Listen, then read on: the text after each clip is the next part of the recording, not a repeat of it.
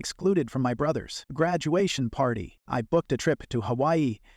They begged me to come back to help win the party. Samantha never expected a grand gesture for her brother Noah's graduation, no fireworks or speeches, but being completely left off the guest list, that stung. It all began with a group text from her mom announcing the final list for Noah's big celebration. Samantha scanned the names, cousins, old family friends, even people she hadn't seen in over a decade, but her name was nowhere to be found. Confused, she double-checked. Maybe it was just a mistake. But no, it wasn't. She called her mom for clarification, trying to stay calm. That's when she got the real reason. Noah wanted a younger vibe. Mostly his college friends, her mom said. Then came the kicker. We didn't want things to feel awkward with Olivia there. Olivia, Samantha's former best friend, the same Olivia who slept with Noah not long after their friendship ended. Apparently, Olivia was welcome. Samantha wasn't. Samantha sat in stunned silence after the call, her fingers trembling around her phone. This wasn't just about a party. It was about everything. All the years she'd been the reliable sister, driving Noah to college visits, bailing him out with rent money, proofreading his thesis at 2 a.m. None of it seemed to matter now. Her support had been invisible the moment she wasn't convenient, and Olivia, the girl who stabbed her in the back and slid right into Noah's life afterward, she still had a seat at the table. Samantha's absence wasn't an oversight. It was a choice, a deliberate one. As the hurt morphed into something deeper, something sharper, Samantha saw it all clearly for the first time. She wasn't family. She was a utility, useful when needed, forgotten when not. Her so-called role as the strong one had only ever meant putting herself last. This wasn't new, she realized. There had been birthdays she found out about after they happened, family dinners where she was invited hours before, if at all. They only reached out when they needed something, and she always said yes, always showed up. But sitting there, staring out her window with a glass of wine in hand, Samantha finally understood. Playing the dependable one had only made her disposable. Still seething, Samantha stared at her laptop screen, then, without overthinking, typed a single word into the search bar: Hawaii. The idea felt wild, impulsive, maybe even petty, but it also felt right. If they could celebrate without her, she could damn well celebrate herself. Within minutes, she booked a 5-night stay at a luxury beachfront resort. Ocean view, spa access, infinity pool, the whole fantasy. She even upgraded to first class. For once, she wasn't saving money for anyone else. This was for her, peace, escape, a declaration of worth. Then came the quiet rebellion. She posted a screenshot of her flight confirmation to her Instagram story with a short caption, uninvited but not unwanted. The reactions were instant. Her cousin Kayla replied with a "Yas Queen" gif. Friends messaged her with support and disbelief. Wait, they really left you out? But then, like clockwork, came the message that soured it all. Olivia, I'm glad you found something to do. We didn't want drama anyway. Samantha clenched her jaw. It wasn't just exclusion. It was mockery. Olivia wasn't just fine with her absence. She enjoyed it. And the worst part? Her family clearly did too. Samantha didn't reply. She didn't block her either. Instead, she poured another glass of wine, turned off her notifications, and smiled. For the first time in days. As the plane touched down on the Big Island, Samantha stepped into a whole new reality. Warm ocean air, a private car waiting with chilled water and fresh orchids, and a resort so stunning it almost didn't feel real.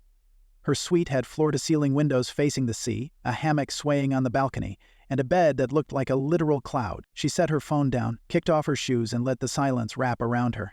No nagging texts, no fake smiles, no being the fixer. Just freedom. Later, sipping a mango cocktail by the water, she snapped a photo of the waves and posted it with a new caption. Cut from the guest list, not from happiness. She wasn't expecting anything. But then her phone buzzed. Once. Then again. Then over a dozen times in a row. Samantha rolled her eyes, assuming it was just more reactions to her post, maybe some over-the-top memes from Kayla. But then she glanced at the names flashing across the screen. Her mom, Noah, Aunt Dana, Grandma.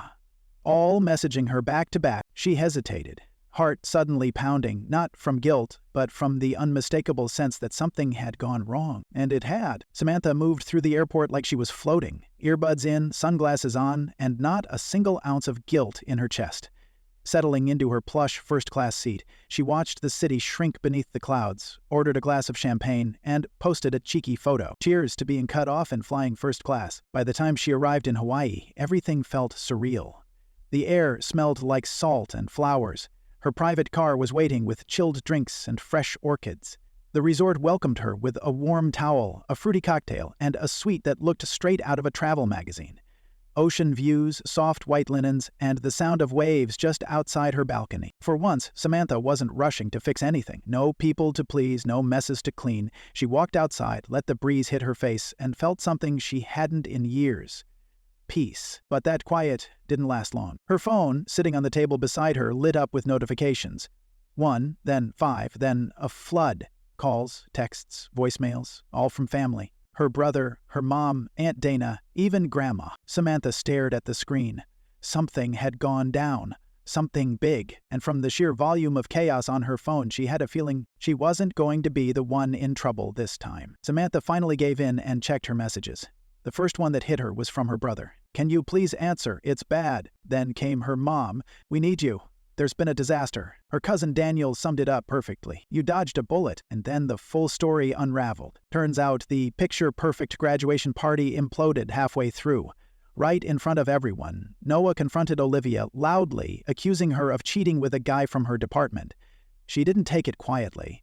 The argument exploded into screaming, crying, and drinks being thrown. Then Olivia slapped Noah across the face and stormed out of the venue with his car keys. And the drama didn't stop there. Aunt Dana tried stepping in, slipped on the wet patio, and bruised her hip. Grandma, who hadn't even wanted to come, burst into tears and muttered that the whole party was cursed. Meanwhile, Samantha's mom was frantically trying to control the chaos, but the venue staff had seen enough. They shut down the open bar early, hoping to stop things from getting worse. Samantha scrolled through the updates, stunned, then smirked. The very party she was too dramatic to attend had turned into a full-on soap opera. Without her lifting a finger, as Samantha kept scrolling through her messages, she hit the cherry on top, a video. In it, Noah, clearly drunk and emotional, grabbed the microphone from the DJ and slurred into it. "I guess this night's about betrayal, so cheers to fake friends and faker family." Samantha nearly choked on her drink from laughing. This was the young, chill party she wasn't invited to. And then came the twist she didn't see coming. Family members actually started pointing fingers at her absence. Her cousin Tara called moments later, still breathless from the chaos. "Girl, it was a disaster, and guess what? People are saying none of this would have happened if you had been there." Apparently, Aunt Dana told Samantha's mom that she's usually the only one who can calm Noah down when he spirals. Even her mom, the one who had excluded her in the first place, allegedly said maybe they should have invited Samantha after all. Samantha stared at her phone, stunned. So let's get this straight. She was cut out to avoid drama, and now she's being blamed because the actual drama happened without her? Talk about poetic. Just when Samantha thought it couldn't get more ridiculous, Tara hit her with the real gem. "You're not gonna believe what Grandma said." After Olivia stormed off with Noah's car and the party fully unraveled, things got even messier. Samantha's mom and Aunt Dana started snapping at each other, each blaming the other for not stepping in earlier. That's when Grandma, of all people, stood up, raised a finger, and delivered the line of the night. "This is what happens when you alienate family. The universe takes note." And then, even more shocking, maybe if you hadn't treated Samantha like an outsider, Noah wouldn't be alone right now. Samantha nearly dropped her cocktail. Grandma, quiet, old school, never picks sides Grandma, had just said what no one else dared to. She wasn't just calling it out, she was holding them accountable. It wasn't even about revenge anymore. Samantha didn't feel smug or bitter. She felt seen, validated, free. Lisa, the cousin who usually stayed out of drama, called Samantha in a whisper like she was hiding behind a curtain. "Are you sitting down?" she asked, barely containing her excitement. Then she dropped the moment Samantha would replay in her mind for weeks. After the whole party exploded, Olivia gone, Noah in shambles, and relatives pointing fingers, Samantha's mom and Aunt Dana started going at each other. Tensions were rising, excuses were flying. And then Grandma stood up, calm, collected, and not having any of it. She lifted a single hand and said, "This is what happens when you alienate family. The universe takes note." And then, looking her daughter dead in the eye, "Maybe if you hadn't treated Samantha like an outsider, Noah wouldn't be alone right now." Samantha blinked, stunned. Grandma didn't shout. She didn't argue. She just said the truth. And in that room full of chaos, her voice cut through everything.